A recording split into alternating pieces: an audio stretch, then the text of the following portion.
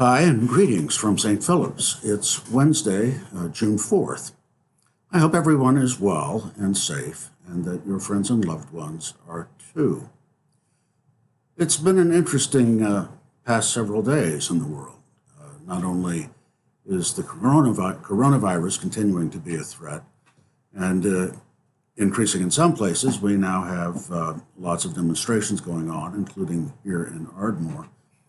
And then again, we just got employment numbers today that a total of about 42 million people in this country have filed for unemployment in the last 2 months.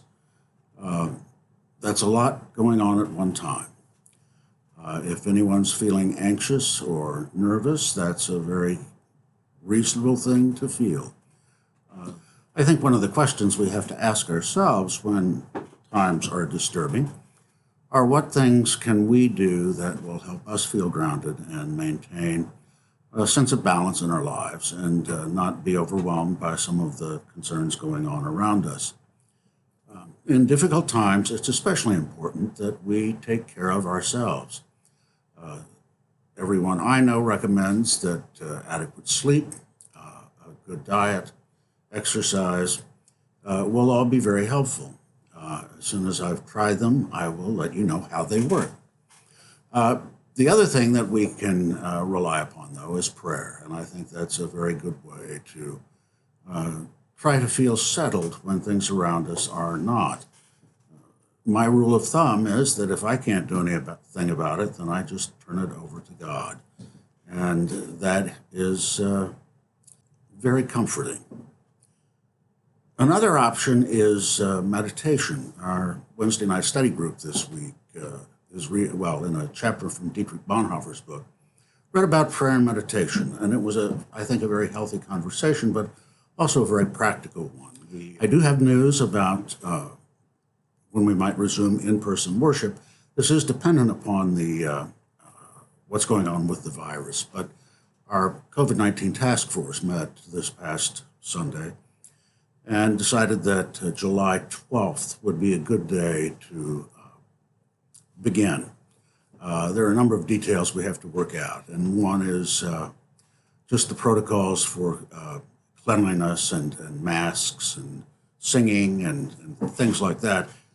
We will, however, be continuing with Zoom and perhaps even streaming as a way to augment the services that we're doing in person.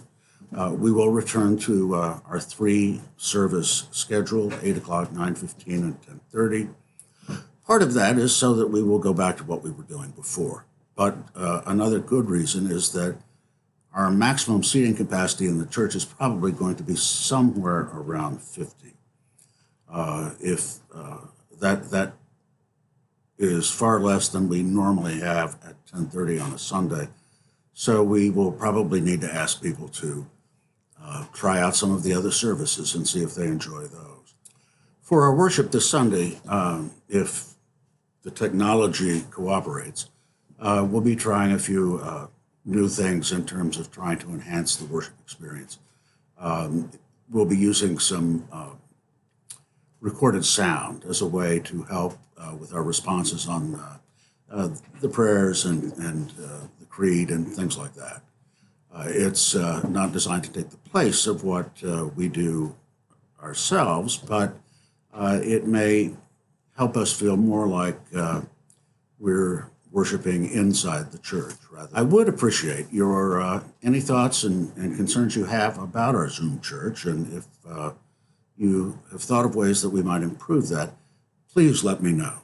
Otherwise, I would just ask that you continue to stay safe, take care of yourselves, take care of those you love, and I hope to see you on Sunday in Zoom church. Blessings to all of you.